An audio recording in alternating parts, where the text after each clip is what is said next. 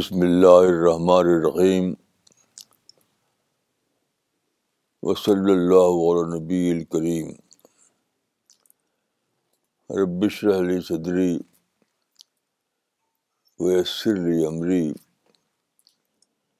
واحلل عقدۃ من لسانی یفقہوا قولی۔ 16 دسمبر 2018۔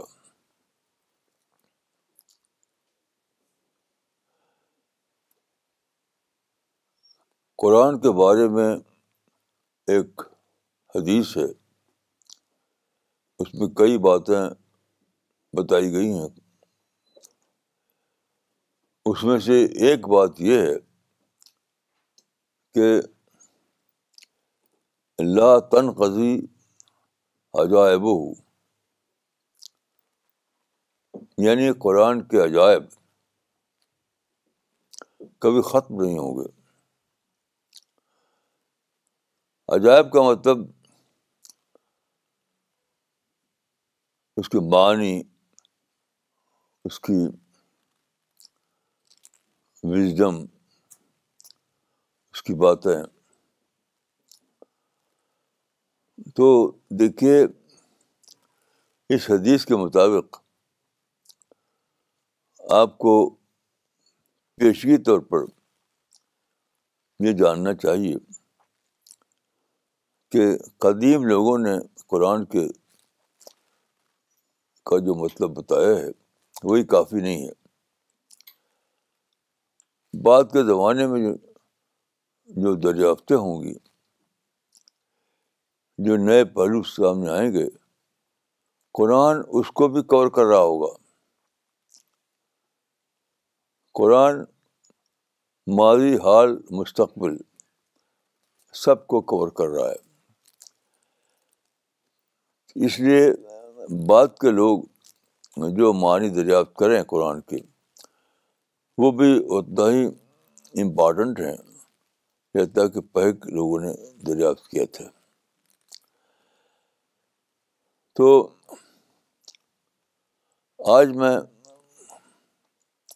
ایسے ہی ایک پہلو کو بیان کرنے کی کوشش کروں گا۔ دیکھیے، ایک اصول ہے کہ in comparison that we understand,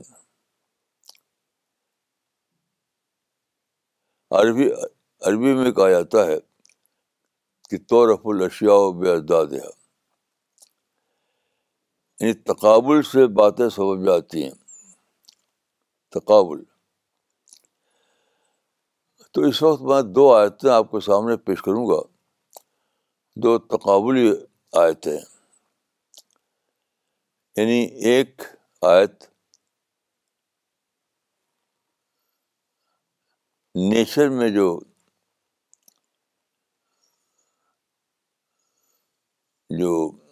wisdom ہے وہ، اور دوسرے انسانی جو دنیا ہے اس کا جو حال ہے وہ۔ تو یہ دونوں آیتیں آپ کے سامنے پڑھی جائیں گی، پھر میں انشاءاللہ اس کے بارے میں کچھ عرض کروں گا۔ بسم اللہ الرحمن الرحیم۔ الذی خلق 7 سماوات طباقا ما تری فی خلق الرحمن من تفاوت فارجع البصر هل تری من فطور۔ سورہ الملک چیپٹر نمبر 67 ورس نمبر 3۔ جس نے بنائے 7 آسمان اوپر تلے، تم رحمان کے بنانے میں کوئی خلل نہیں دیکھو گے، پھر نگاہ ڈال کر دیکھ لو، کہیں تم کو کوئی خلل نظر آتا ہے۔ دوسری آیت، ظہر الفساد فی البر والبحر بما کسبت ایدی الناس لیذیقہم بعض الذی عملوا لعلہم یرجعون۔ سورہ الروم چیپٹر نمبر 30 ورس نمبر 41۔ خشکی اور تری میں فساد پھیل گیا لوگوں کے اپنے ہاتھوں کی کمائی سے، تاکہ اللہ مزہ چکھائے ان کو ان کے بعض اعمال کا، شاید وہ باز آ جائیں۔ اب دیکھیے، پہلی آیت جو آپ کے سامنے پڑھی گئی وہ بتاتی ہے کہ نیچر میں ان اخلاق کی تخلیق میں کوئی فساد نہیں، کوئی ڈیفیکٹ نہیں. اس کے برعکس انسان کی جو دنیا ہے وہ فساد ہی فساد ہے وہاں پر. تو آج کل کی زبان میں اگر میں یہ کہوں گا، آج کل کی زبان میں تو میں یہ کہوں گا کہ نیچر جو ہے یہ براہ راست اللہ رب العالمین کی تخلیق،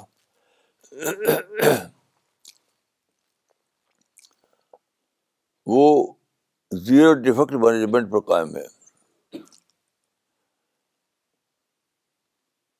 یعنی سولر سسٹم، گلیکسی، پانی کا نظام، یہ جو براہ راست خدا کے کنٹرول میں ہے. جیسے سورج کا نکلنا ٹائم پر، سورج کا ڈوبنا ٹائم پر، یہ سب براہ راست خدا کے کنٹرول میں ہے. تو یہ زیرو ڈیفیکٹ مینجمنٹ ہے وہاں پر. یہ مکمل معنوں میں بے عیب، بے نقص ہے یہ دنیا میں. Zero defect management. اس کے برعکس جو انسان کی دنیا یعنی صنعت کا، جہاں انسانی صنعتیں قائم ہیں، انسانی نظام چل رہا ہے، تو وہاں پر ایسا نہیں ہے. وہاں فساد ہے. ظاہر الفساد فی البر والبحر بما کسبت ایدی الناس. یہ تقابل ہے. یہاں میں آپ کو یاد دلاؤں کہ جب جدید صنعت کا دور آیا تو جو ڈیولپڈ کنٹریز کہلاتے ہیں جیسے جاپان، جرمنی، امریکہ وغیرہ، تو وہاں یہ کوشش کی گئی کہ جس طرح نیچر کی سطح پر زیرو ڈیفیکٹ مینجمنٹ قائم ہے، وہی یہاں پہ قائم کیا جائے. Zero defect industry, zero defect administration. مگر لمبی کوشش کے باوجود یہاں کوئی کامیابی نہیں ہوئی. اس پر باقاعدہ کتابیں لکھی گئی ہیں، سروے کی رپورٹیں آئی ہیں، آرٹیکل لکھے گئے ہیں. آپ کو اس میں تفصیل جاننا ہو تو زیرو ڈیفیکٹ مینجمنٹ آپ ٹائپ کیجیے، آپ کو بہت سی معلومات سامنے آ جائیں گے.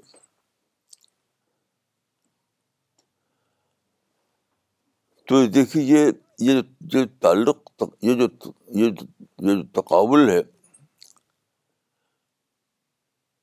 تعرف الاشیاء باضدادها کے اصول کو یہاں اپلائی کیجیے. In comparison that we understand کے اصول کو یہاں اپلائی کیجیے، تو آپ پائیں گے کہ جو ہیومن انڈسٹری ہے وہ تو ڈیفیکٹو انڈسٹری ہے. ڈیولپڈ کنٹریز میں بہت زیادہ کوشش کی گئی، تقریباً 100 سال سے یہ کوشش جاری تھی، لیکن کامیابی نہیں ہوئی. سب سے پہلے غالباً جاپان نے اعلان کیا تھا کہ وہاں زیرو ڈیفیکٹ انڈسٹری قائم ہو گئی ہے، لیکن ایسا ہوا نہیں.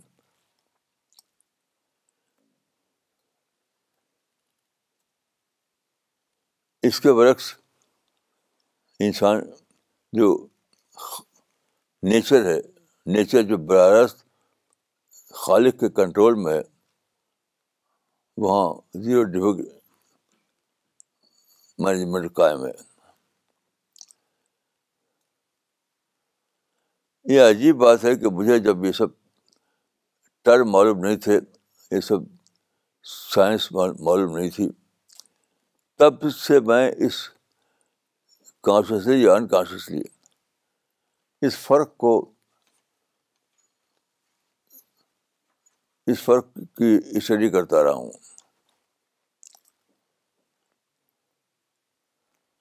مثلاً میں ایک زمیندار فیملی میں پیدا ہوا، تو میرے باپ کا انتقال ہو گیا جب کہ میری عمر صرف 6 سال تھی. تو میں دیکھتا تھا کہ سارے انتظامات جو ہیں وہ سب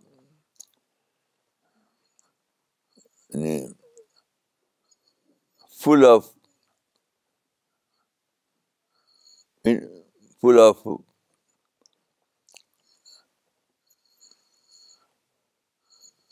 فساد تو میں نہیں کہوں گا، لیکن سب معاملہ گڑبڑ ہے. لیکن ملین بلین سال گزر رہے ہیں، اور اب دیکھیے جو ستاروں کی دنیا ہے، جو گلیکسی کی دنیا ہے، اس میں کوئی فرق نہیں.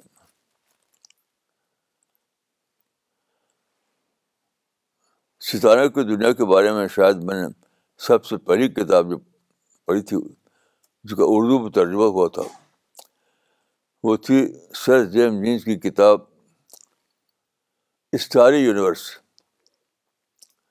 ان ستاروں سے بھرا ہوا اسپیس، اسٹاری یونیورس.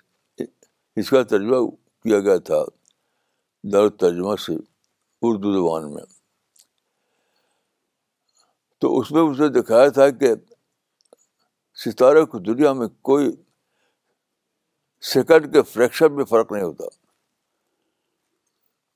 ہر ستارہ حرکت میں ہے، کہیں ٹھہراؤ نہیں ہے، لیکن ان کی حرکت کا جو نظام ہے وہ بہت ہی زیرو ڈیفیکٹ کے اصول پر قائم ہے. دوسری طرف میں دیکھتا تھا کہ انسانی دنیا میں کوئی بھی بات اس طرح سے نہیں ہے. تو دیکھیے یہ جو تجربہ ہے، انسان پیدا ہے تو ہی اس تجربے کو جاننے لگتا ہے. پیدا ہوتے ہی کہ ایک طرف وہ دنیا ہے جو براہ راست، جس کو ہم نیچر کی دنیا کہتے ہیں، وہاں پورا نظام زیرو ڈیفیکٹ کی سطح پر قائم ہے. اور دوسری طرف جو انسان کی دنیا ہے، جہاں انسانی صنعت ہے، انسانی صنعت، انسانی کارخانہ، انسانی انتظام، وہ سب فل آف ڈیفیکٹ کی سطح پر چل رہا ہے. تو پیدا ہوتے ہی آدمی اس تقابل کو جاننے لگتا ہے، شروع میں انکانشیسلی اور بعد کو کانشیسلی. جب آپ قرآن نہیں پڑھے ہوتے شروع میں، تب بھی آپ جانتے ہیں اس فرق کو، اور جب اس بعد قرآن پڑھتے ہیں، دوسرے علوم پڑھتے ہیں، تب یہ فرق آپ کو اور زیادہ واضح ہونے لگتا ہے. تو یہ کیا ہے؟ یہ پہلا تجربہ ہے انسان کی زندگی کا، یعنی ایگزسٹنس آف گاڈ کا پروف، ثبوت. کیونکہ انسان جب پیدا ہو کر اس دنیا میں آتا ہے تو سب سے پہلا اس کا جو تجربہ ہوتا ہے وہ ہوتا ہے ایگزسٹنس آف گاڈ کا. بار بار دیکھتا ہے وہ کہ ایک طرف اللہ کی دنیا ہے،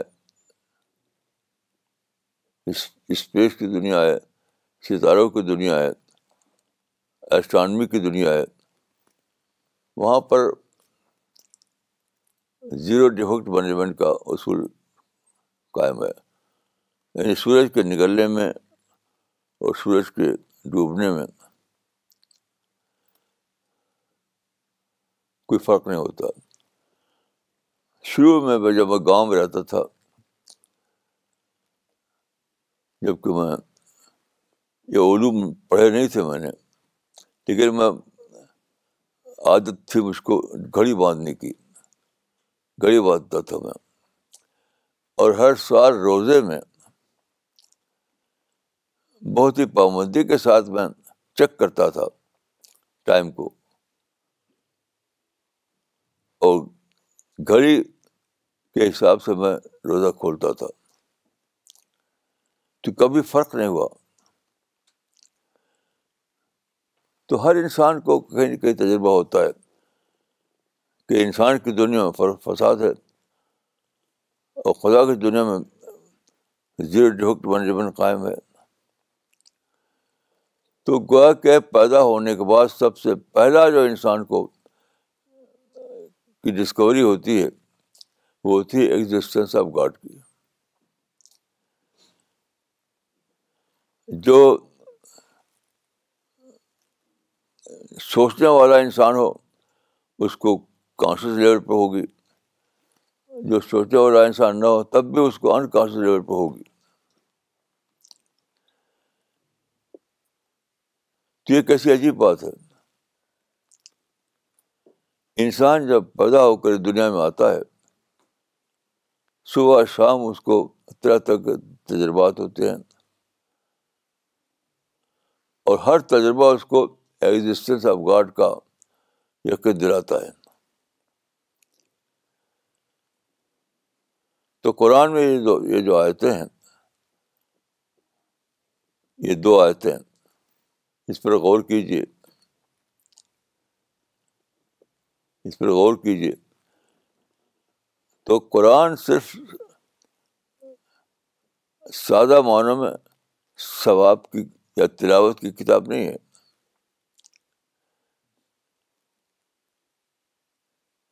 صرف سادہ معنوں میں تلاوت کی کتاب نہیں ہے، یا وہ بس شان نزول جان لیجیے اور قرآن سمجھ میں آ جائے گا، اس کی کتاب نہیں ہے،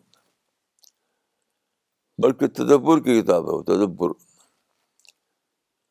تدبر کی کتاب ہے. آپ سوچتے رہیے اور لا تنقضی عجائب ہو. یعنی قرآن کی وژڈم کبھی ختم نہیں ہوگی. اس معنی کیا ہوئے کہ ایگزسٹنس آف گاڈ کا جو معاملہ ہے، یعنی خدا کے وجود کا جو معاملہ ہے، وہ لائف ٹائم کا ایکسپیرئنس ہے. آپ جب پیدا ہوتے ہیں اسی وقت سے آپ جاننے لگتے ہیں کہ یہاں ایک خدا ہے، ایک خالق ہے، ایک کریٹر ہے. اور آخر میں جب آپ دنیا سے جانے کا وقت آ جاتا ہے تب بھی آپ کو یہ غذا ملتی رہتی ہے، یہ غذا ملتی رہتی ہے. تو انسان کے لیے اسی لیے قرآن میں ہے، دیکھیے کہ قرآن میں ہے کہ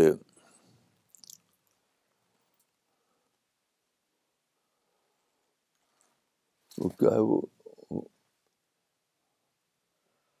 بولے القا معاذیرہ، اس کو پڑھیے، اس کا ترجمہ کیجیے. بل الانسان علی نفسہ بصیرہ ولو القا معاذیرہ. بلکہ انسان اپنے اوپر خود بابصیر ہے اگرچہ وہ کتنی ہی عذر پیش کرے. سورہ القمر، سورہ القیامہ، آیت نمبر 14-15. اس کا مطلب یہ ہے کہ کامن سینس کو اپلائی کرے انسان، اگر کامن سینس کو، تب بھی وہ سچائی کو پالے گا، چاہے وہ کوئی ایکسکیوز پیش کرے. کوئی بھی انسان چاہے پڑھا لکھا ہو یا پڑھا لکھا نہ ہو، کوئی بھی، تو وہ سچائی کو اپنے فطری تجربے کے دائرے میں پالے گا.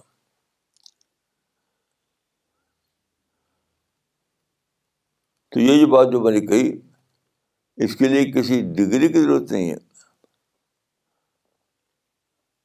یہ تو اپنے روزمرہ کے مشاہدے میں آدمی پا لیتا ہے. تو ایگزسٹنس آف گاڈ کا ثبوت ایک کامن سینس کی بات ہے. آپ کامن سینس کو اپلائی کریں تب بھی آپ کو یہ یقینی دریافت ہو جائے گی کہ اس دنیا کا ایک خالق ہے، ایک مالک ہے، ایک کریٹر ہے. اس نے اس کی جو دنیا ہے وہاں اس نے زیرو ڈیفیکٹ مینجمنٹ قائم کر رکھا ہے. اور دوسری طرف جو انسان کی دنیا ہے اس میں فساد ہے.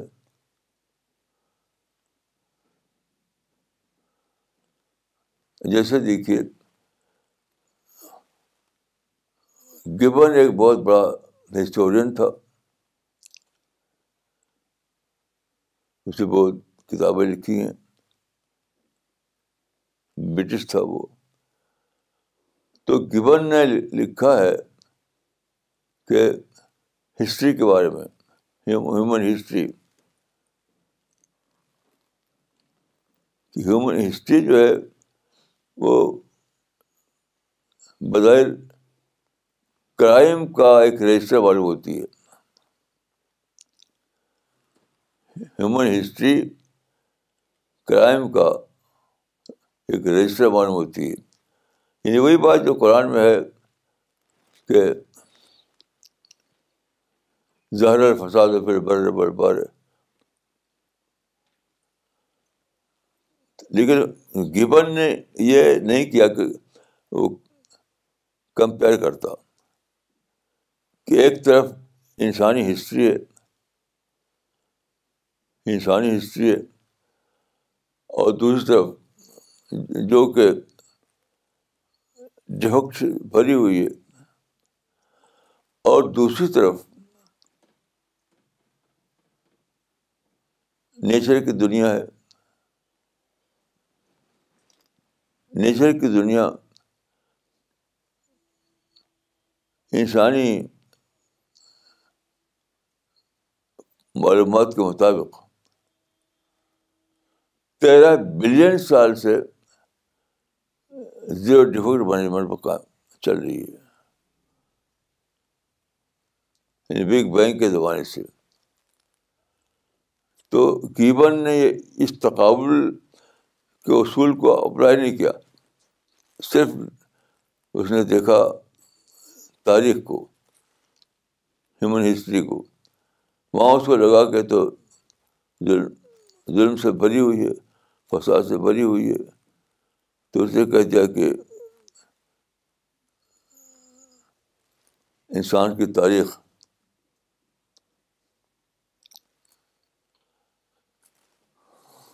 رجسٹر آف کرائم ہے.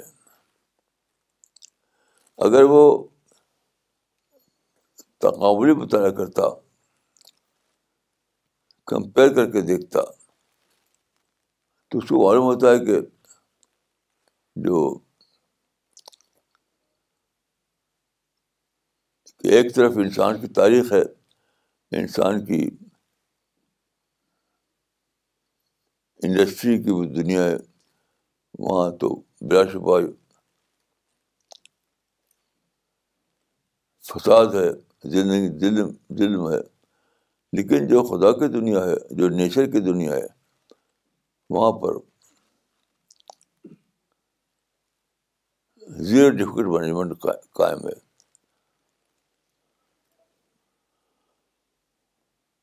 تو میں آپ کو آپ سے کہوں گا کہ آپ قرآن کا مطالعہ اس حیثیت سے کریں، یعنی جو کچھ قدماء نے لکھ دیا ہے اسی کو کافی نہ سمجھیں، کیونکہ جب یہ بات خود حدیث سے ثابت ہے کہ لا تنقضی عجائبہ ہو، تو آپ کے لیے کہیں بھی قرآن کے مطالعے میں فل اسٹاپ نہیں آنا چاہیے. قرآن کے مطالعے میں ہمیشہ آپ کو کاما ملنا چاہیے، فل اسٹاپ نہیں. تب آپ کا یقین بڑھے گا، آپ کا قرآن پر اعتماد بڑھے گا، قرآن کے مطالعے کا شوق ہوگا، اور قرآن کو تدبر کے ذریعے پڑھنے کا آپ کا مزاج پیدا ہوگا. صرف تلاوت کو آپ کافی نہیں سمجھیں گے.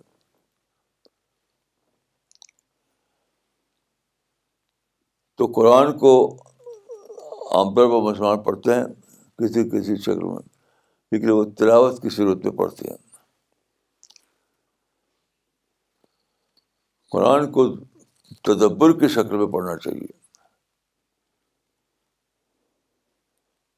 کیونکہ یہ جو بتایا ہے کہ لا تنقضی عجائب ہو، یہ ان لوگوں کے لیے جو قرآن میں تدبر کرتے ہیں، یعنی گہرے غور و فکر سے پڑھتے ہیں، اپنی ذہانت کو اپلائی کر کے پڑھتے ہیں.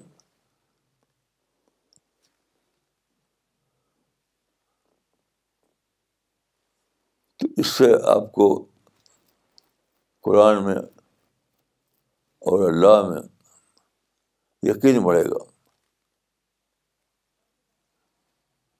جب یقین بڑھے گا تو آپ کی دعا میں طاقت آئے گی، آپ کی نمازوں میں طاقت آئے گی.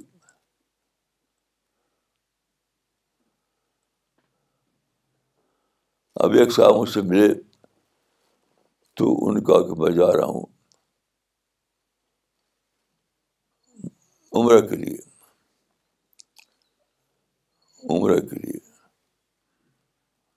تو میں نے ان سے کہا کہ سورہ حج کی یہ آیت آپ نے پڑھی ہے، لیشہدوا منافع لہم، جو حج اور عمرہ کے بارے میں ہے. تو ان کا نہیں. تو میں نے کہا کہ آپ کو عمرہ پر جانے سے پہلے یا حج پر جانے سے پہلے اس آیت کو ضرور پڑھنا چاہیے، اس پر غور کرنا چاہیے، اس پر تدبر کرنا چاہیے. تو لوگ عمرہ اور حج کرنے جاتے ہیں لیکن سورہ حج کا مطالعہ نہیں کرتے، اس میں جو باتیں بتائی گئی ہیں اس پر غور نہیں کرتے.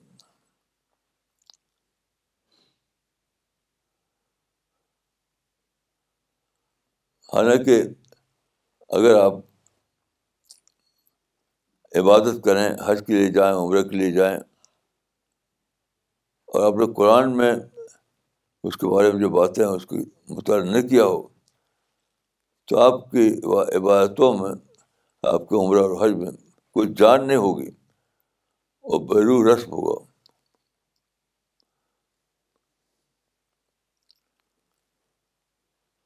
تو اسی کی واضح کرنے کے لیے میں آپ کو یہ دو آیتیں پیش کر رہا ہوں کہ اس پر غور کیجیے. اس سے آپ کو مائنڈ ٹریگر ہوگا جب آپ دیکھیں گے کہ خدا کی جو دنیا ہے، جو نیچر ہے، جو اسٹرانومی ہے، وہ تو زیرو ڈیفیکٹ مینجمنٹ پہ چل رہی ہے. یعنی خدا کی جو انڈسٹری ہے وہ زیرو ڈیفیکٹ مینجمنٹ پہ چل رہی ہے. دوسری طرف جو انسان کی انڈسٹری ہے اس میں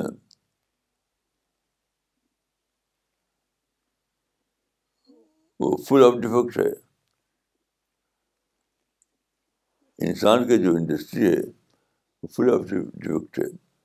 انسان نے بہت کوشش کی کہ وہ اپنی انڈسٹری کو زیرو ڈیفیکٹ مینجمنٹ میں چلائے، لیکن وہ اتنا کامیاب نہیں ہوا. تو دیکھیے قرآن کو پڑھنے کا معاملہ یا عبادت کرنے کا معاملہ صرف ایک بیرو رسم کا معاملہ نہیں ہے.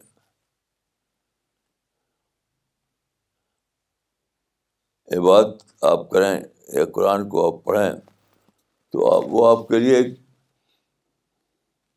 اسپرٹ سے خالی ایک رسم نہیں ہونا چاہیے، بلکہ آپ کو تدبر کے ساتھ کرنا چاہیے. تب آپ کی روح کو غذا ملے گی، تب آپ کے عبادتوں میں جان آئے گی.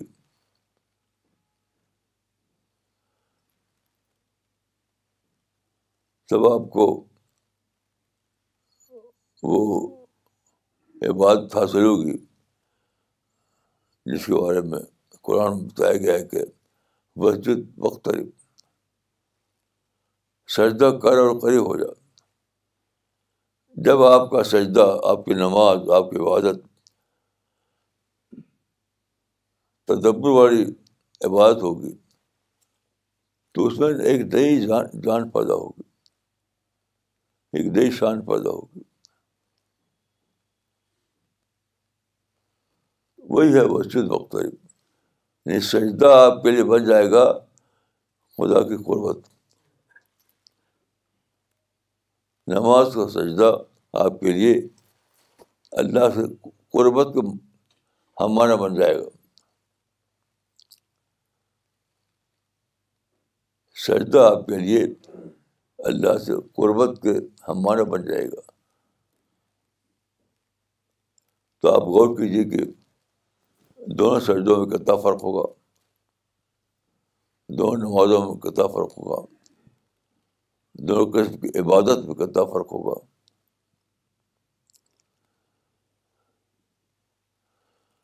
تو یہ ایک مثال میں نے دی ہے 2 آیتیں لے کر کے، لیکن پورا قرآن اس سے بھرا ہوا ہے. پورا قرآن. تو ایک ہے قرآن کو تدبر سے پڑھنا، تدبر سے پڑھنا. ایک ہے قرآن کو تلاوت کر لینا، ایک ہے قرآن کی تلاوت کر لینا، اور دوسرا ہے قرآن کو تدبر کے ساتھ پڑھنا. تو دونوں میں زمین آسمان کا فرق ہے.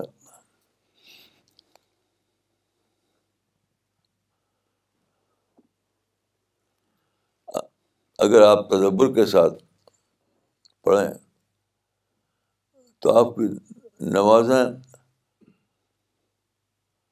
وہ ہو جائیں گی جو حدیث میں آتا ہے کہ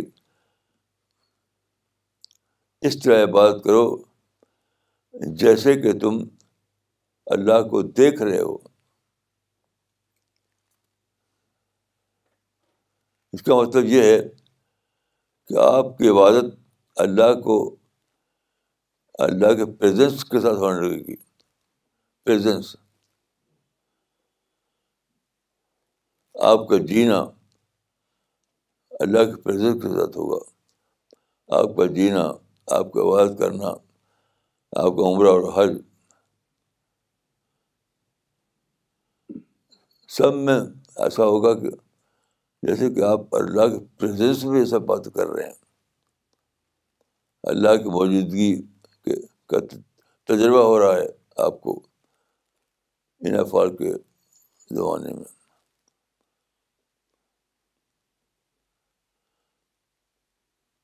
تو کتنی عجیب نعمت ہے یہ، کتنی بڑی نعمت ہے کہ انسان کو وہ تلاوت، وہ عبادت، وہ عمرہ اور حج حاصل ہو جب کہ اس کو اللہ کے پریزنس کا تجربہ ہونے لگے. کیسی عجیب ہے یہ. کتنی بڑی نعمت ہے یہ کہ آپ قرآن کی تلاوت کریں، نماز کریں، عبادت کریں، عمرہ اور حج ادا کریں، اور آپ کا یہ حال ہو کہ آپ کو پریزنس آف گاڈ کا تجربہ ہوتا رہے.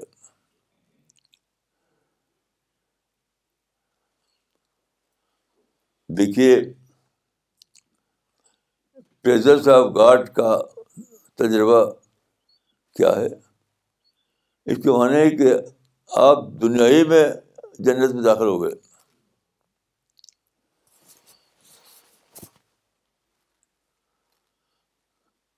اگر آپ کا یہ حال ہو جائے کہ آپ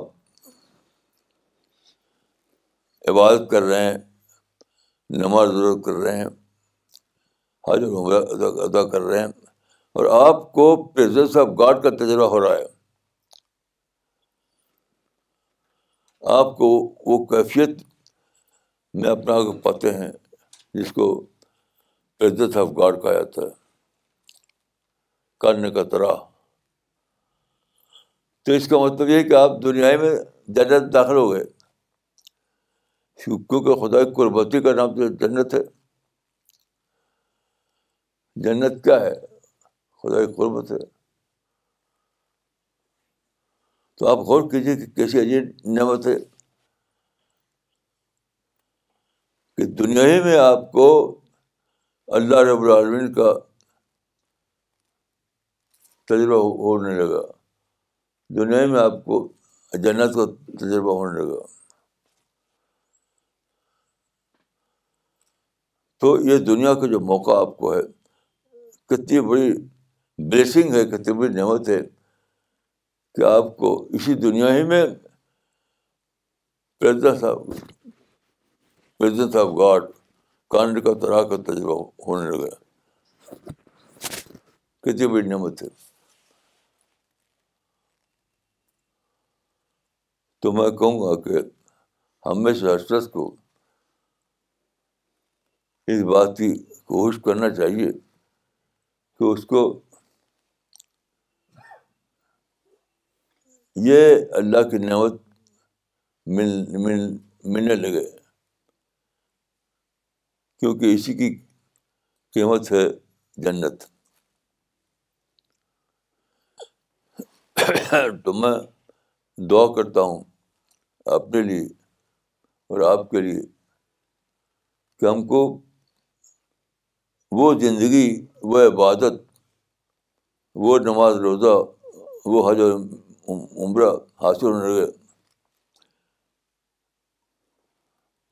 جس میں آدمی کو پریزنس آف گاڈ کا تجربہ ہونے لگتا ہے.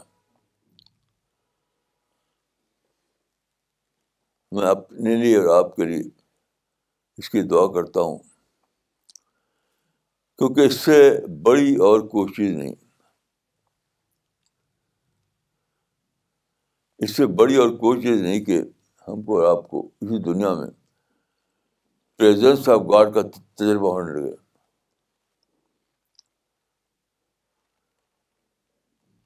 پریزنس آف گاڈ کے احساس کے ساتھ جو دعا کی جائے، جو عبادت کی جائے، جو قرآن کو تلاوت کی جائے، اس سب کا درجہ بلین بڑھ جاتا ہے.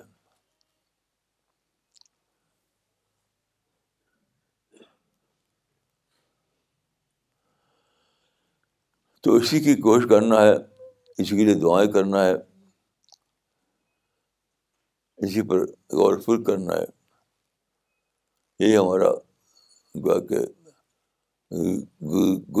گول ہونا چاہیے، ہمارا گول ہونا چاہیے.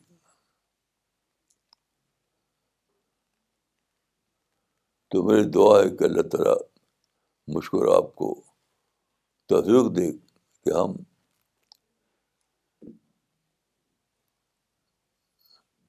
پریزنس آف گاڈ کے تجربے میں جینے لگے.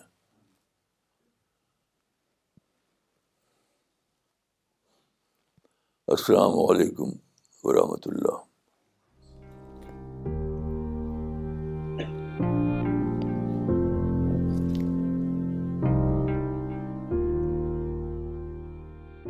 Okay, we will start with the question answer session. We request all the online viewers to also mention their location when they post their questions and comments.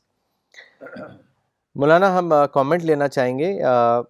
یہ کامنٹ بھیجا ہے بصیر پور سے. انہوں نے اپنا نام نہیں لکھا ہے. ان کا کامنٹ ہے I am from Pakistan, Basirpur. I just want to say that whenever I listen to Maulana Sahab, I feel positive. I have disability in my left feet, but after listening to talks of Maulana Sahab, I feel that there is hope for me, even though I am in severe circumstances. This is all due to Maulana Sahab's lecture, and I pray for Maulana Sahab. May Allah bless him. Aiman Khan صاحب نے لکھا ہے Maulana you are a beacon of light for Indian subcontinents Muslims. Ayaz Ahmed Sahab نے جمشید پور سے لکھا ہے الحمدللہ مولانا آپ نے یہ ایک زبردست بات بتائی کہ قرآن کو پڑھنا صرف میگزین کے عالموں کے علم پر اکتفا نہیں کرنا چاہیے بلکہ خود سے غور و تدبر کرنا چاہیے. تبھی ہم کو معلوم ہوگا کہ قرآن کے عجائب کبھی ختم نہیں ہوں گے. روح کی غذا الحمدللہ. ظہور الرحمان صاحب نے آکلینڈ سے لکھا ہے biggest takeaway from today's lecture is that you have increase the importance of سوچ سمجھ کر قرآن پڑھنا اینڈ ڈوئنگ عبادت so that we can experience the presence of God which is equal to discovering the Jannat in this world, as Jannat is nothing but nearness to God. جزاک اللہ. مولانا سوال لیں گے. یہ سوال ناگپور سے بھیجا ہے محمد عرفان رشیدی صاحب نے.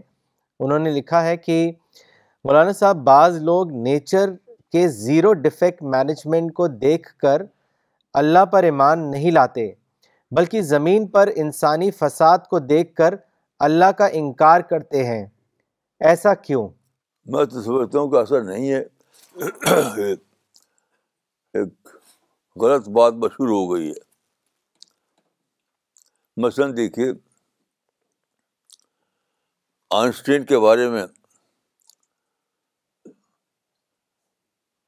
یہ کہا جاتا ہے کہ وہ ایتھیسٹ تھا, اللہ کا منکر, لیکن خود اس کا جرمن زبان میں چھپا ہوا خط ہے, اس میں وہ کہتا ہے کہ میں ایتھیسٹ نہیں ہوں, میں اگناسٹک ہوں. تو اگناسٹک تو 50-50 کا معاملہ ہے. یعنی جو آدمی اپنے کو کہے کہ میں اگناسٹک ہوں تو 50% وہ گاڈ کو مان رہا ہے. کیونکہ ایتھیسٹ کا مطلب یہ ہے کہ میں یقین کے ساتھ نہیں کر سکتا. ہو سکتا ہے کہ خدا ہو سکتا ہے خدا نہ ہو. یہ تو 50% مانا ہوا. یہ انکار خدا نہیں ہے بلکہ 50-50 کا معاملہ ہے. تو یہ بات میں سمجھتا ہوں کہ صحیح نہیں ہے, بس مشہور ہو گئی ہے. جی مولانا اگلا سوال لیتے ہیں. یہ سوال بھیجا ہے پاکستان سے مس خدیجہ نے. انہوں نے لکھا ہے میرا مولانا سے ایک سوال ہے جس پر مجھے ان کی گائیڈنس چاہیے. میرا سوال یہ ہے کہ عورت چاہے جتنا بھی سمجھدار اور عقل مند ہو, وہ اپنے فیصلوں کے لیے اپنی فیملی کے مرد حضرات یعنی محرم پر ڈپینڈنٹ ہوتی ہے. ہمارے ایشین کلچر ہے کہ آدمی خود کو عورت سے سپیریئر سمجھتا ہے اور عورت کو گھر میں رکھنا اور گھر کے کاموں تک ہی محدود کر دیتا ہے, اور ایسی عورتیں ہی اچھی عورت سمجھی جاتی ہیں.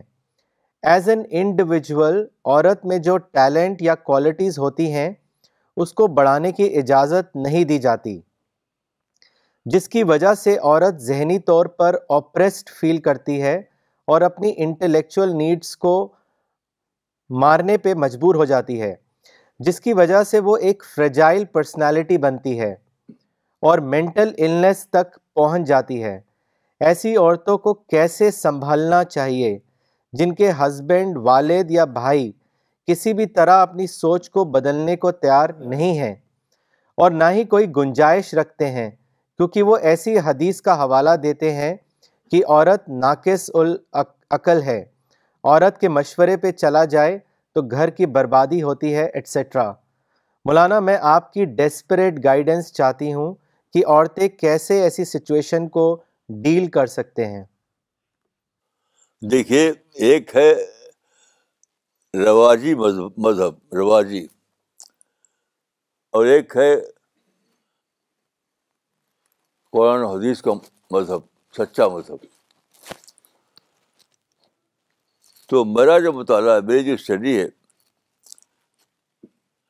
تو میں تو سمجھتا ہوں کہ مشہور جو مقولہ ہے there is a woman at the beginning of all great things, یہ مقولہ سب سے اپلائی ہوتا ہے اسلام کی ہسٹری پر۔ اسلام کی ہسٹری رسول اللہ سے بگن نہیں ہوتی، وہ تو بہت پہلے سے شروع ہوتی ہے، حضرت ابراہیم سے شروع ہوتی ہے۔ تو دیکھیے، جو لٹریچر ہے اسلام کا، اس سے ثابت ہوتا ہے کہ کچھ خواتین ایسی ہیں جو مردوں سے بھی بڑا درجہ ان کا ہے۔ مثلاً دیکھیے، وہ حضرت حاجرہ تو کا درجہ اتنا بڑا ہے کہ حاجرہ نہ ہوتی تو اسلام ہی نہ ہوتا۔ پھر حضرت آسیہ، جو اگرچہ فرعون کی زوجہ تھیں، لیکن ان کا درجہ اتنا بڑا ہے کہ کسی مرد کا بھی اتنا بڑا درجہ نہیں۔ پھر حضرت خدیجہ، حضرت عائشہ کے بارے میں آپ جانتے ہیں کہ یہ کہا جاتا ہے کہ افقہ الصحابہ، کہ تمام صحابہ میں سب سے زیادہ یعنی دین کو جاننے والی ہے۔ تو دیکھیے، آپ رواج کو لے کر بس قائم کیجیے کہ مذہب کیا ہے۔ جو ٹرو جو اسکرپچر ہے، جو ہسٹری ہے، اس سے کیا نکلتا ہے۔ رواج تو ہمیشہ غلط رہے گا، ہمیشہ رہے گا۔ ایسا نہیں کہ کبھی رواج کو آپ ختم کر دیں۔ تو آپ کو چاہیے کہ ڈونٹ سی دا رواج but you have to see the scripture, the true history of اسلام۔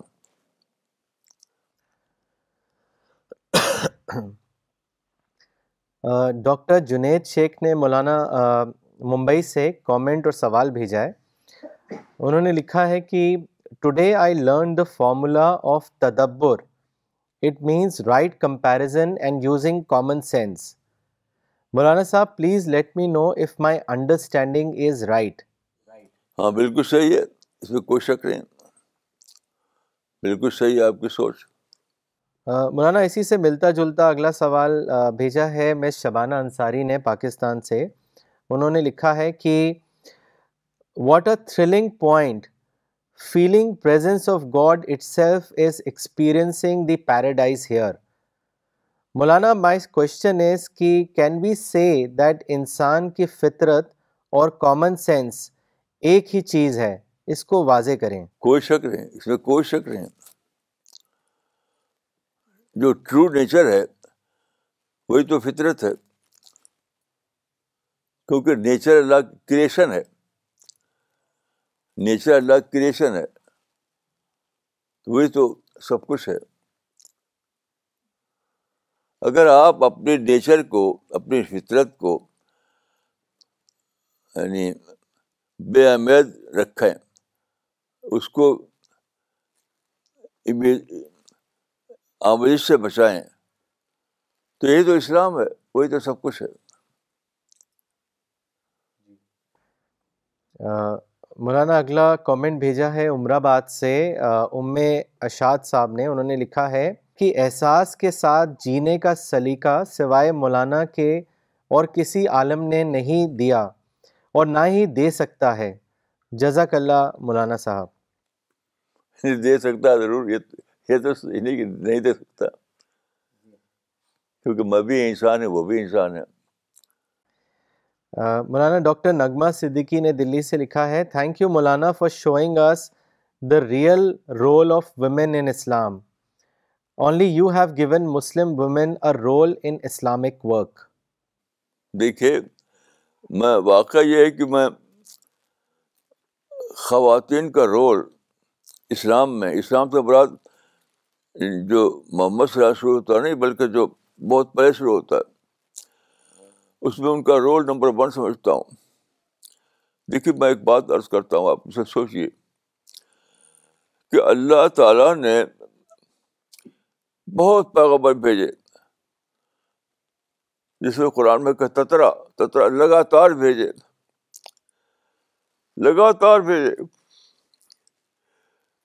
لیکن جو اللہ چاہتے تھے, جو انقلاب مبنی بر توحید انقلاب, یہ تھا اللہ کا نشانہ, وہ نہیں ہوتا تھا. پھر اللہ نے کیا کیا, ایک خاتون کو استعمال کیا, حاضرہ کو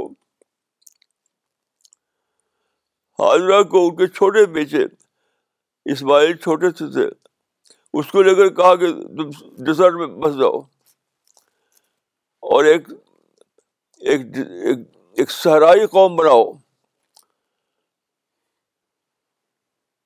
جو کنڈیشن سے پاک ہو. اس خاتون کو لے آ کے چھوڑ دیا حضرت ابراہیم نے صحرا میں, اور چلے گئے.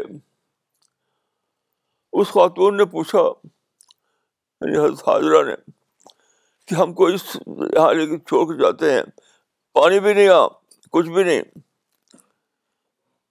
تو کیا اللہ نے آپ کو اس کا حکم دیا ہے؟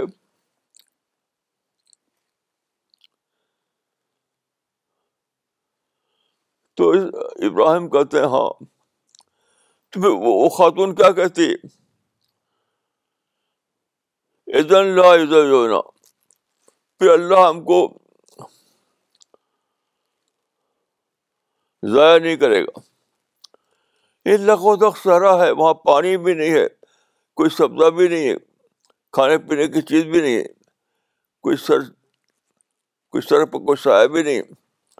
وہ خاتون نے ایسے کہا, میں اپنے بارے میں اپنا کر کے سوچتا ہوں کہ اگر میں ہوتا تو میری زبان سے ایسا جملہ نہ نکلتا کہ خدا پھر ہم ضائع نہیں کرے گا. اور اسی خاتون کی قربانی کی وجہ سے پھر رسول اللہ پیدا ہوئے, صحابہ پیدا ہوئے, وہ اسٹرگل وجود میں آئی جو عرب میں کی گئی, جس سے شہنشاہیتیں ختم ہوئیں, ٹرائبل ایج ختم ہوا, شرک کا دور ختم ہوا. اس کی جڑ میں یہ خاتون ہے. اس کو غور کیجیے آپ.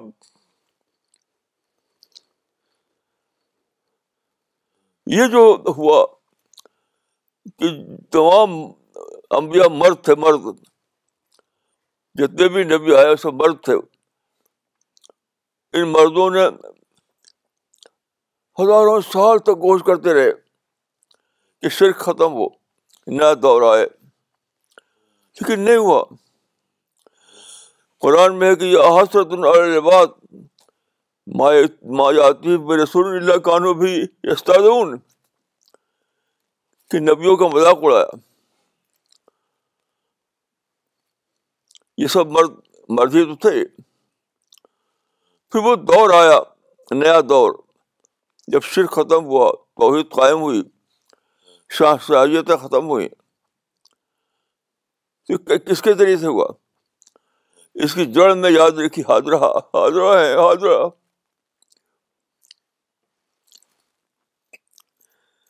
تو میں تو یہاں تک سوچتا ہوں کہ حاضرہ نہ ہوتے تو یہ دین نہ ہوتا, ہم آپ نہ ہوتے. وہ لوگ جو اس کو نہیں مانتے.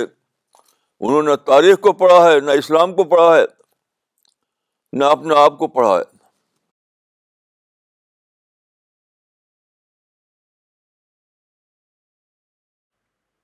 مولانا اگلا سوال ممبئی سے کیا ہے فاروق شیخ صاحب نے. فاروق شیخ صاحب نے انہوں نے لکھا ہے کہ in most of the Muslim families they recite Quran for اصال ثواب. My question is that the ثواب ڈز دا ثواب reach to the dead person. دیکھیے یہ ایک رواج ہے, اس کا اسلام سے کوئی تعلق نہیں. کوئی صحابی آپ کو نہیں ملے گا جس نے ایصال ثواب کے لیے قرآن پڑھا ہو. میں آپ کو عرض کروں گا کہ مولانا یوسف صاحب جو تبلیغی جماعت کے امیر تھے, انہوں نے بہت لمبی برس کی کوشش کے بعد 3 جلدوں میں ایک کتاب لکھی ہے, حیات الصحابہ. یہ سب صحابہ کے پر ہے. یہ کتاب عربی میں ہے, اردو میں ہے, انگلش میں ہے, اور شاید ہندی میں بھی.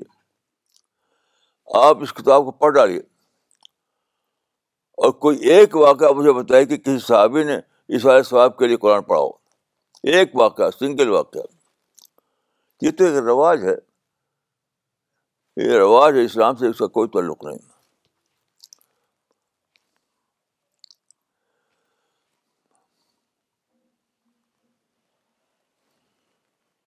مولانا اگلا سوال لیتے ہیں. یہ کشمیر سے بھیجا ہے مس ہینا منظور نے. انہوں نے لکھا ہے کہ while distributing the Holy Quran or other literature among non-Muslims, sometimes it happens that some people don't accept the literature and they return it back. At that time, I confront a feeling of negativity. That feeling discourages me a bit. Maulana Sahab, my question is how to overcome such a negative feeling? دیکھیے آپ کی negative feeling بالکل بیس لیس ہے. کیونکہ دیکھیے 1,00,000 سے زیادہ اللہ نے پیغمبر بھیجے, ثم ارسلنا رسلنا تترا, اور خود قرآن کی گواہی ہے کہ سارے نبیوں کو ان کے زمانے کی قوم نے رد کر دیا.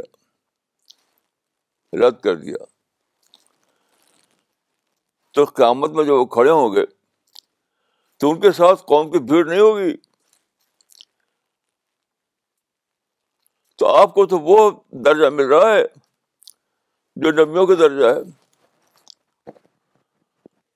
کیسے آپ بات کرتے ہیں؟ یعنی اتنے سارے نبی اللہ کی طرف سے آئے,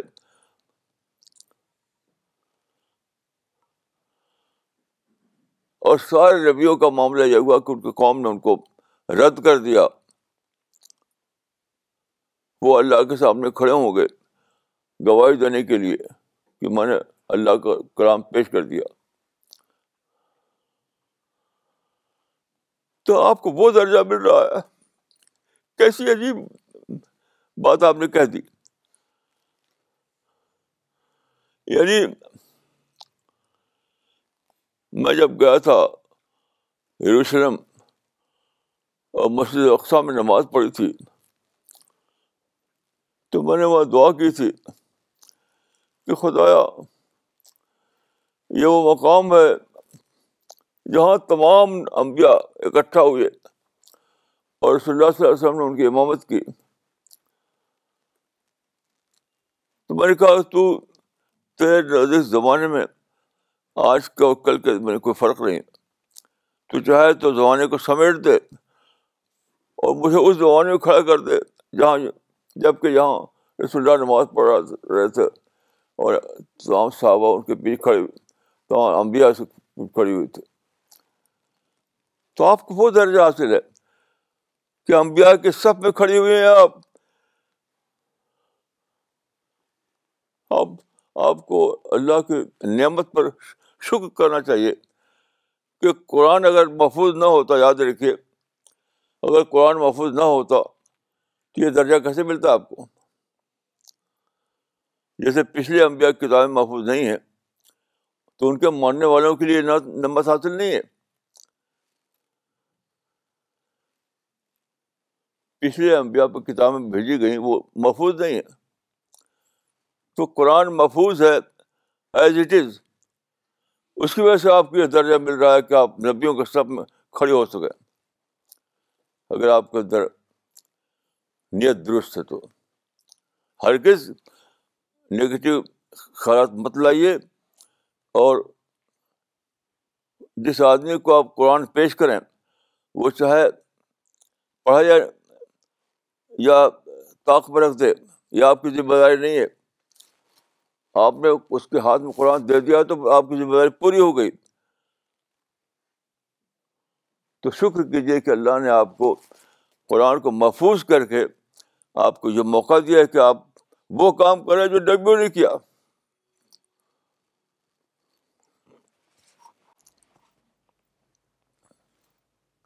مس کوثر اظہار نے یو ایس اے سے کامنٹ بھیجا ہے. انہوں نے لکھا ہے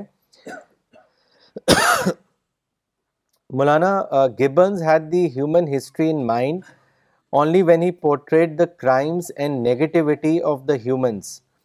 But when we read Quran with contemplation, we have greater picture of God's world which is zero defect. And when we use common sense, we see the hope for ourselves in this world. We need to make sure we are on nature and common sense. Faisal سلیم صاحب نے لکھا ہے، انہوں نے اپنی location نہیں لکھی ہے. ان کا کامنٹ ہے Maulana Sahab once again what a great session.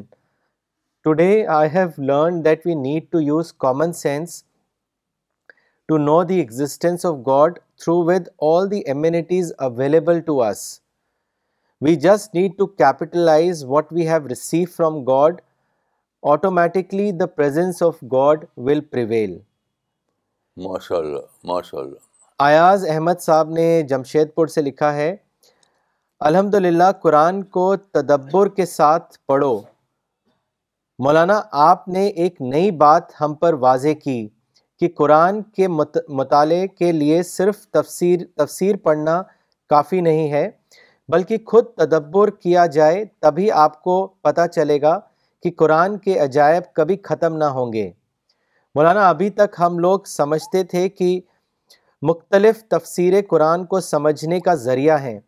آج آپ نے ہم سب کو ایک نئے ذریعے سے قرآن سمجھنے کی بات بتائی. الحمدللہ ماشاء اللہ. مولانا اگلا سوال بھیجا ہے مس شبانہ نے احمد آباد سے. انہوں نے لکھا ہے مولانا my mind always remains restless and that makes me impatient in decision making. I want to change my nature but I am not able to succeed. Please guide me as to how can I become stress free and free myself from restlessness. ریسٹلیسنس جو ہے اس کا reason تو بتایا نہیں انہوں نے. Reason نہیں لکھا ہے انہوں نے مولانا. ہاں ایک جنرل لیول پہ بات پوچھی آپ سے. خیر ابھی آج کا میں تجربہ آپ کو بتاتا ہوں، اپنا آج کا تجربہ. ابھی صبح کو میں باہر بیٹھا تھا تو سورج نکلا اور ٹھیک اسی ٹائم پر جو کل میں نے جانا تھا تو میں نے سوچا کہ اللہ جو ہے ایک سیکنڈ کے لیے بھی اب تو غافل نہیں ہے. ایک سیکنڈ کے فریکشن کا بھی فرق نہیں تھا. جو کل میں نے، آپ جانتے ہیں کہ ہر دن پیشگی معلوم ہو جاتا ہے، پیشگی، اور میں بہت دنوں سے ایسا کرتا ہوں، گھڑی میں دیکھتا ہوں. الملک بھی دیکھا ہے میں نے. تو ہر دن ایسا ہوتا ہے، ہر دن ایسا ہوتا ہے کہ سورج نکلتا ہے، ایک سیکنڈ کے فریکشن میں بھی فرق نہیں ہوتا. تو میں آج صبح یہ سوچ رہا تھا کہ اللہ ایک سیکنڈ کے فریکشن بھی ہم سے غافل نہیں ہے. ایسی دنیا میں آپ کو فریکشن، ایسی دنیا میں نیگیٹو تھاٹ، جب آپ کا رب جو رب العالمین ہے وہ ایک سیکنڈ کے لیے بھی آپ سے غافل نہیں ہے، تو کیسی بڑی بے خبری ہوگی کہ آپ ریسٹلیس ہو جائیں. ریسٹلیس ہونے کا کوئی جواز نہیں ہے، کوئی جواز نہیں ہے، کوئی جواز نہیں ہے. میری عادت تھی بچپن سے، جب میں چھوٹا تھا، کہ روزانہ میں جاتا تھا، گاؤں کے پاس ندی تھی، اس میں پل تھا، صبح اور شام دونوں وقت.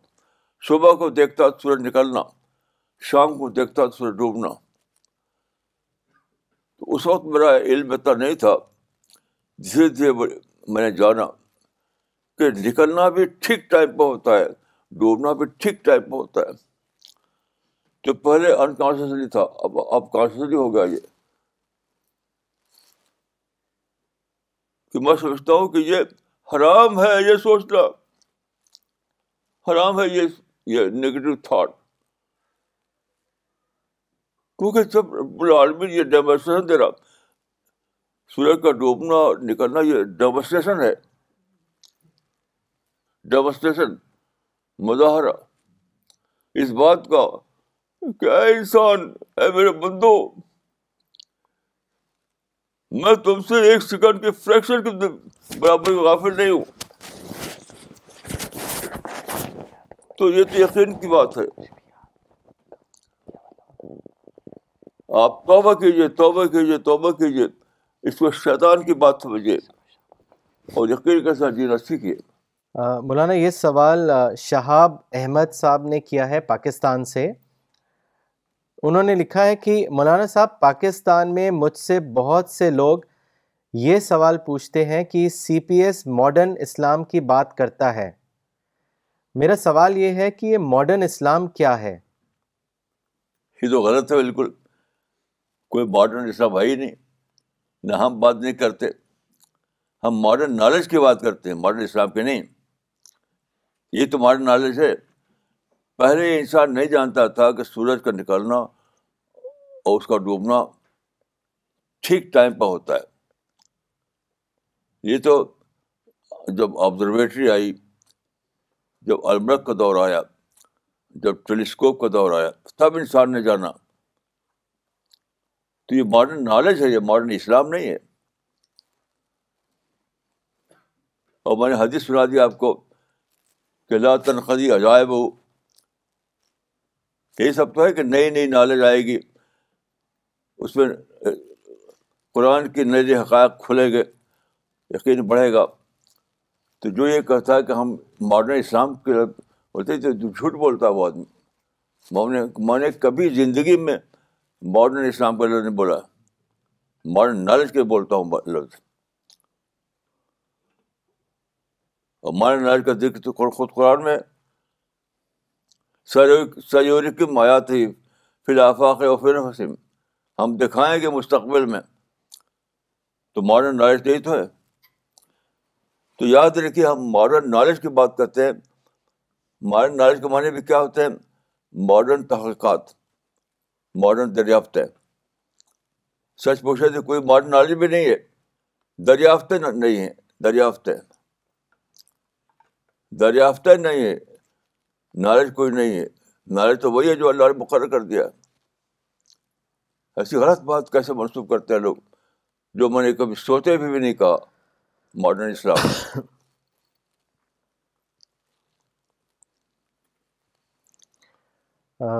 مولانا یعقوب عمری نے دلی سے کامنٹ بھیجا ہے. انہوں نے لکھا ہے، Maulana you said that our contemplation to understand Quran is equally important to previous tafsir. What a thrilling formula to increase tadabbur.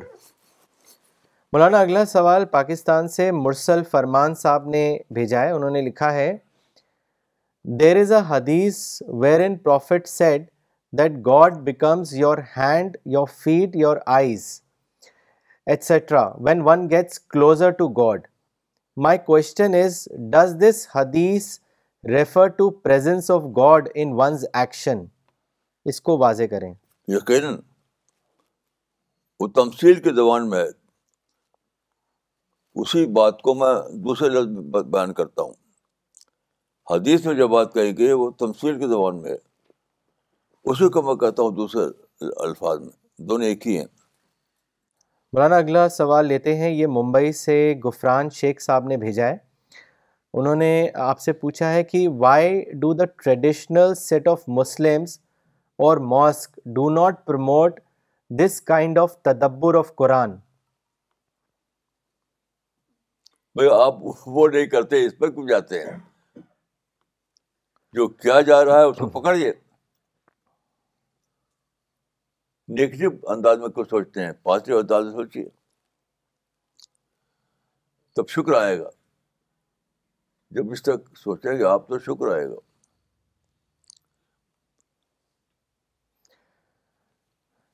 مولانا اگلا کامنٹ ڈاکٹر فریدہ خانم نے بھیجا ہے دلی سے. انہوں نے لکھا ہے, مولانا told us today what is paradise. It is a place in closeness to God. This tells us how much we should aspire for attaining this position. مولانا اگلا سوال فائق صاحب نے بھیجا ہے یو ایس اے سے. انہوں نے آپ سے پوچھا ہے what is the meaning of increasing and decreasing of ایمان. اس کو واضح کریں. تو بہت سادہ بات ہے. یہ عام یعنی ہر معاملے میں ایسا ہوتا ہے, صرف ایمانی کی بات نہیں ہے. کیونکہ آپ رہتے ہیں ایک ایسی دنیا میں جہاں ڈسٹریکشن ہے بہت زیادہ, تو کبھی آپ کو ڈسٹریکشن نہیں ہوگا تو وہ ایمان بڑھا آپ کا, کئی ڈسٹریکشن ہوگا تو وہ ایمان گھٹا آپ کا. یہ ریلیٹیو بات ہے. یہ کوئی یہ گھٹنا بڑھنا ٹرو سینس میں نہیں ہے, یہ ریلیٹیو سینس میں, ریلیٹیو اضافی معنی میں. اور یہ ہوتا ہی ہوتا ہے ہر ایک کو, صحابہ کی بھی ہوتا تھا. اس میں کوئی یعنی اگر آدمی کو اپنے ساتھ ایسا تجربہ ہوتا ہو تو اس کو کم نہیں سمجھنا چاہیے, کیونکہ اس کا سارا تعلق اس بات سے ہے کہ ڈسٹریکشن کم ہے یا زیادہ ہے. انکریز اور ڈکریز ریئل سینس میں نہیں ہے. انکریز اور ڈکریز ایمان کا ریئل سینس میں نہیں ہے, ریلیٹیو سینس میں ہے. مولانا اقبال عمری نے چنئی سے سوال بھیجا ہے. انہوں نے آپ سے پوچھا ہے کہ ماڈرن دریافت کو کیا اسلام سے ریلیٹ کر سکتے ہیں؟ ضرور کرے گی. یہ تو خود قرآن میں بتایا گیا کہ مستقبل میں باتیں ظاہر دریافت ہوں گی. سنوریم آیاتنا, سنوریم مستقبل کے معنی میں ہے. یہ تو ہوگا ہی ہوگا, کیونکہ قرآن میں خود اس بات کی کا ذکر کیا گیا ہے. سنوریم کا مطلب ہے کہ مستقبل میں, سفنوریم, سنوریم کا مطلب ہے کہ سفنوریم. یہ تو قرآن سے ثابت ہے. مولانا اگلا سوال کیا ہے ارشاد حسین صاحب نے اڑیسہ سے. انہوں نے آپ سے پوچھا ہے کہ قرآن کو کسی انسان کو دیتے وقت ہماری کیا نیت ہونی چاہیے, اس کے بارے میں بتائیں. نیت یہی کہ اللہ نے بھیجا ہے یہ کلام اس لیے کہ بندوں تک پہنچایا جائے. اللہ نے اپنے اس کلام کو بھیجا ہے کہ وہ بندوں تک پہنچایا جائے, اور اسی لیے قرآن کو اللہ نے محفوظ کر دیا ہے. تو میں اللہ کے اس پلان کے مطابق اس کو پہنچا رہا ہوں. اللہ مجھے قبول فرمائے. اللہ کا جو پلان ہے اس کے مطابق میں اس کتاب کو دوسرے بندوں تک پہنچا رہا ہوں. اللہ میرے اس عمل کو قبول فرمائے, بس.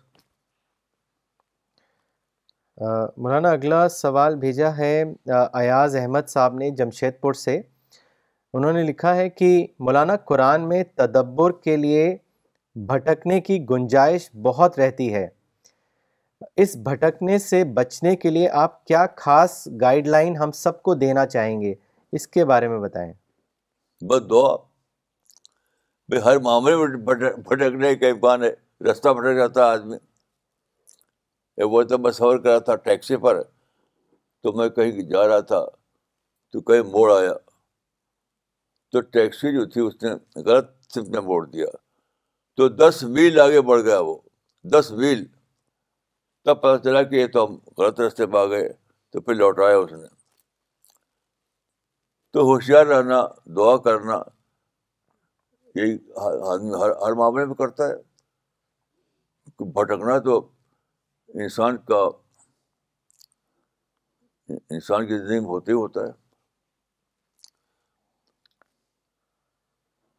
مولانا مس سیدہ فوزانہ حسین نے بینگلور سے کامنٹ بھیجا ہے، انہوں نے لکھا ہے کہ Maulana Sahab, I am always grateful to you for instilling the sense of importance of God in our life and ways how we can be closer to God. One such way is reading the Quran and understanding the meaning of every word. Quran teaches us ways to lead an impactful life. He has not only created us but is guiding us to the path of our final world. He has created us and we have to go to Him ultimately. This is my understanding from today's session. ماشاء اللہ۔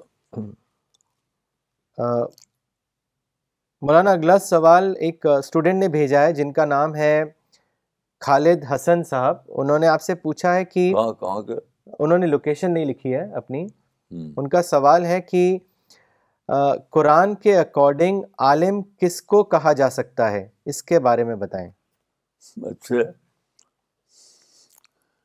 بھائی، ایک آیت ان کو سنائیے، انما یخشی اللہ من عباد العلماء۔ اس آیت کو پڑھیے اور ترجمہ کیجیے اس کا۔ سورہ فاطر آیت نمبر 27 28، سورہ فاطر 27-28۔ الم تر ان اللہ انزل من السماء ماء فاخرجنا به ثمرات مختلفا الوانها ومن الجبال جدد بيض وحمر مختلف الوانها وغرابيب سود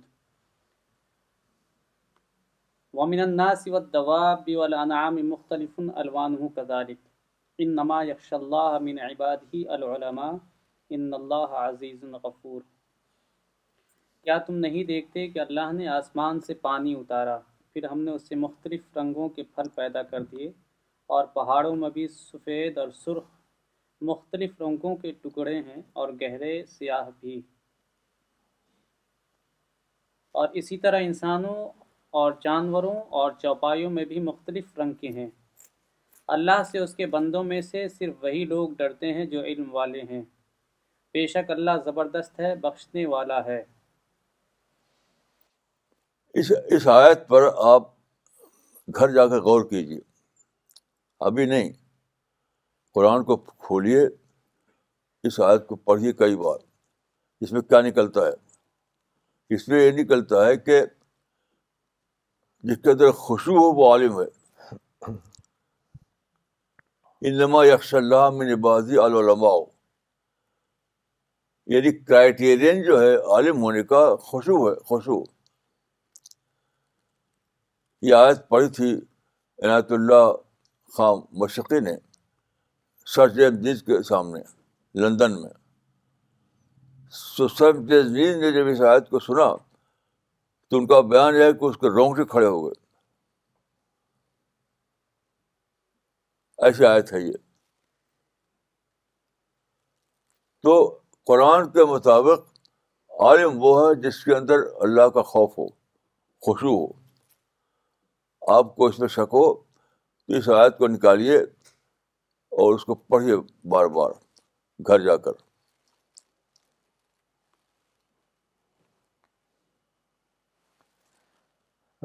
ڈاکٹر سفینہ تبسم نے سہارنپور سے لکھا ہے، مولانا صاحب، یو ہیو آلویز انسسٹڈ آن تدبر over Quran May Allah be our guide as we try to imply your teachings. Please pray for us.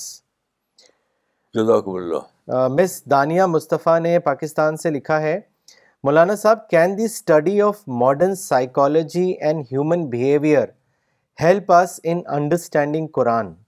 اس کے بارے میں بتائیں. ہاں ہیلپ فل ہے وہ, لیکن میں یہ کہوں گا کہ سائیکالوجی کا سبجیکٹ بہت ہی یعنی وہ سائنٹیفک سبجیکٹ نہیں ہے. سائنس جو جس کو کہتے ہیں اس سے بات ہوتی ہے ایگزیکٹ سائنسز, تو سائیکالوجی ایگزیکٹ سائنسز میں نہیں آتی ہے. تو پڑھنا ضرور چاہیے, لیکن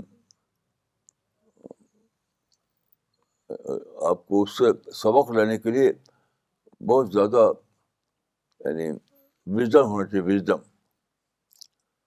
اگر وژڈم بہت زیادہ ہے آپ کے اندر تو یقیناً آپ کو اس سے فائدہ ہوگا, کیونکہ سائیکالوجی جو ہے ایگزیکٹ سائنسز میں نہیں آتی. مولانا اگلا سوال بھیجا ہے سنگاپور سے مس شبانہ ادریس نے. انہوں نے لکھا ہے, when one develops and trains a dai and that dai works for the religion of God, is it a case of sadqa jariya for the trainer? Will he continue to get sawab even after his death? کیا مطلب ہوا؟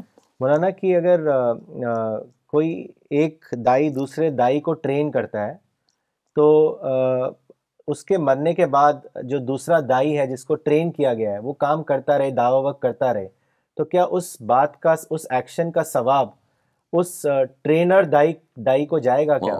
یقیناً یقیناً یقیناً.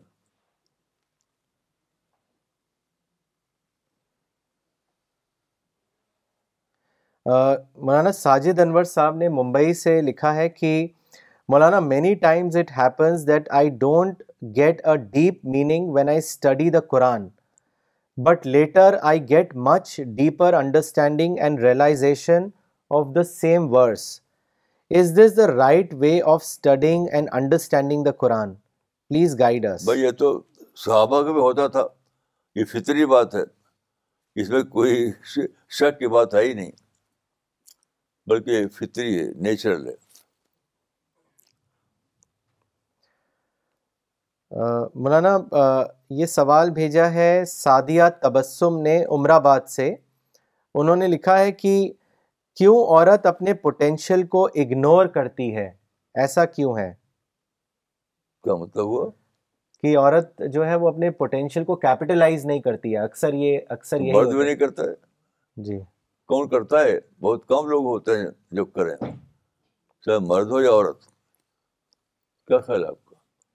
ہاں یہ بات صحیح ہے مولانا کہ یہ دونوں جینڈر پہ اپلائی ہوتی ہے یہ بات. ہاں, کیپٹلائز کرنا یہ مرد عورت پر نہیں ہے,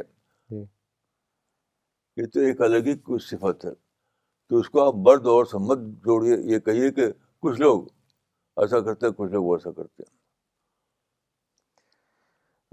Okay, we will end the session now. Thank you.